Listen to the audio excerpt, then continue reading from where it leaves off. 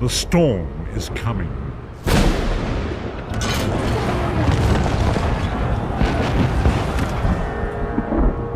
The scent of war swirls in the air.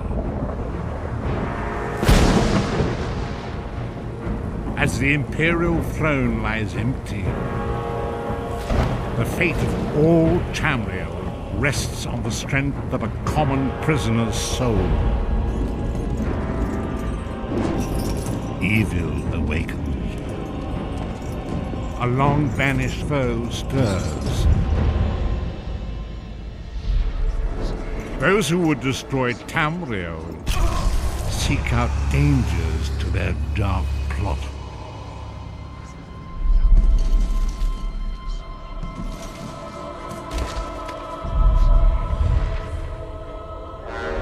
And so death's long arm reaches out.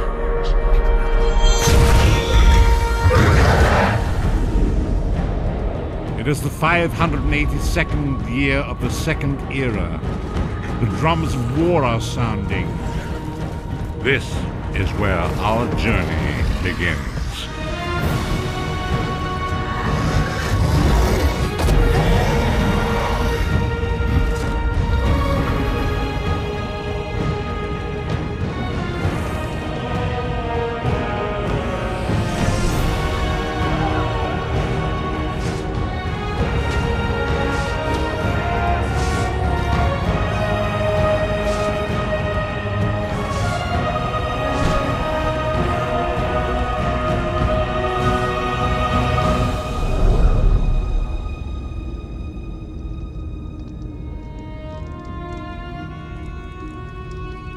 So, the Elder Scrolls Online then. It's finally here, and we're having a look at it. It's the Elder Scrolls Online. We're looking first here at the character selection screen, which it pretty much fills in with the lore of most Elder Scrolls. You know, you've got your characters to pick from, your classes, your races, the Khajiit there. The first impressions are, and I'm going to say this a lot, and I'm going to apologise up front for saying a lot, but the first impressions are this feels like an Elder Scrolls game.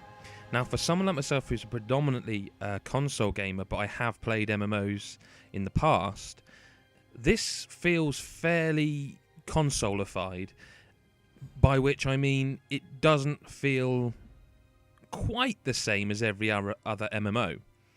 The first sort of major surprise for me was that I fully expected, having gone in as blind as I could, that immediately to start in a third-person viewpoint, because that's kind of what MMOs do.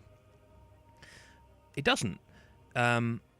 It's first-person, just as people who've played basically recent Elder Scrolls games will know. It plays kind of like one of those.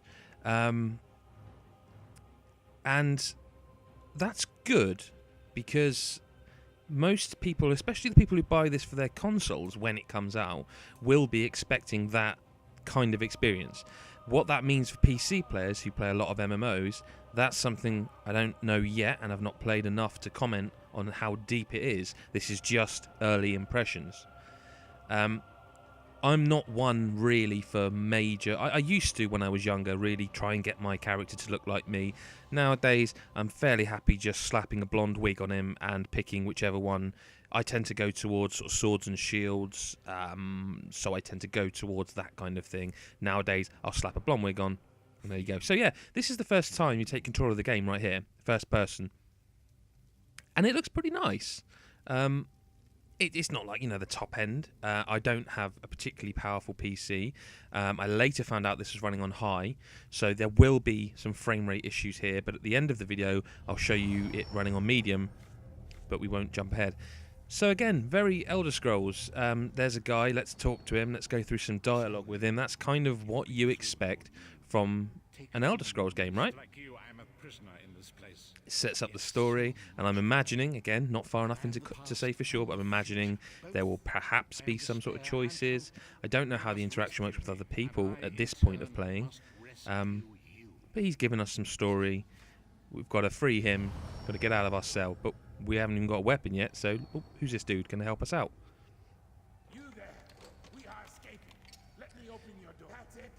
So it's slightly odd in that the transitions aren't smooth. So rather than the door opening and you just walking out, there might be a load screen. There might be that weird transition you just saw then. I thought I'd just have a quick look around to see what the environment looked like. And yeah, you know, again, it's not horrendous. It's not the prettiest thing I've ever seen, but I think it looks pretty decent.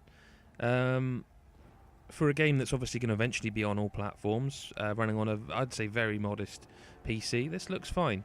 And the frame rate seems okay at the moment.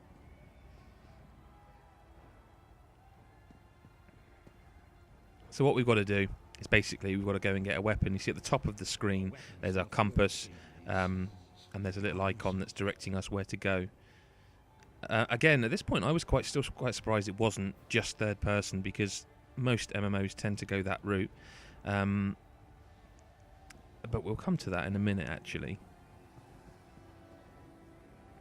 So we've got to go and get a weapon, because obviously we're at the very beginning of the game, so it's tutorial heavy. Although not overly so. It doesn't treat you like an idiot. I like the fact here that you get to choose which weapon you want, so I could have gone for the ice staff. And you know what? Actually, watching my footage back, I've just realised I probably could have taken a shield and didn't do so. So right away, we find out here that you have to hover over something and hit E to actually equip it, which I think feels slightly set up again for the console market, that it will probably be a case of hovering over it with I don't know, an on-screen cursor, or just going over it and pressing like RB or something like that. So again, one thing I need to explore a lot deeper, but I don't seem to be able to find any controller support for the PC version, which doesn't seem a major thing, because you know you're playing on PC. But for a game that is coming out on console in a bit, it seems a bit strange. So here, you notice we're in third person. A very nice feature that you can scroll in and up and down on your mouse wheel to select your own level of zoom. I thought that was a nice little touch. So I don't know anyone who plays Elder Scrolls games zoomed out, but you can. Here's combat. Again, very much the Elder Scrolls. It's exactly what you'd expect, which is, I think, a good thing. Fighting against a skeleton. There's a heavy attack, which you do by holding the left mouse button. Obviously leaves you open because you have to raise your weapon to swing it. If you hold the right mouse button and then click left, you can do like a stun to knock someone out of an animation. So if someone's charging up at you, obviously getting experience, you're able to level up, and you can loot bodies, which again you'd expect. You can just click E when you're hovering over an object, or just hit R to grab all. So again, here's the door animation. It's I find it weird.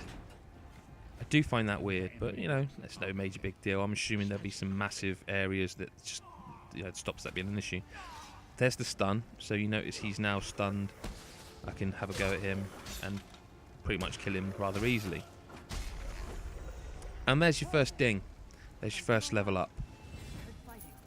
And again, it's not exactly like Skyrim or anything like that. I mean, you've got sort of core things to put your points into, which makes sense and seems fair enough.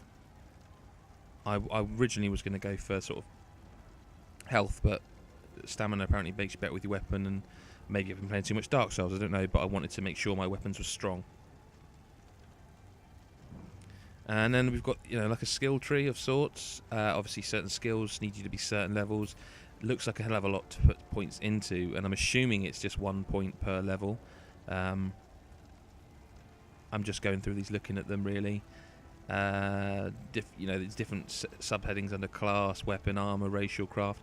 There's a lot to choose from. I eventually just went for sort of I mean, it kind of seems to be suggesting, hey, go for that skill, because it's the one that was there.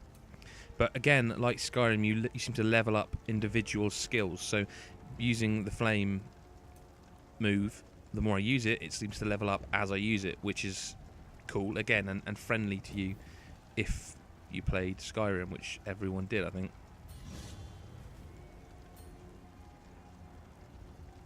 So again, I initially wondered why she was looking like that, but I do have to talk to her.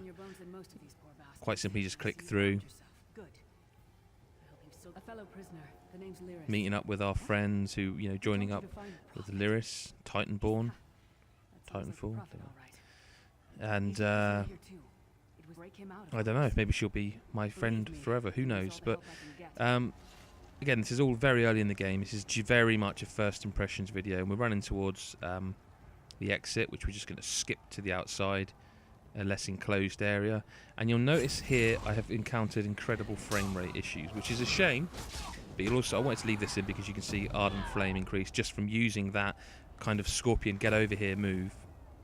Leveled it up, which is, you know, always good.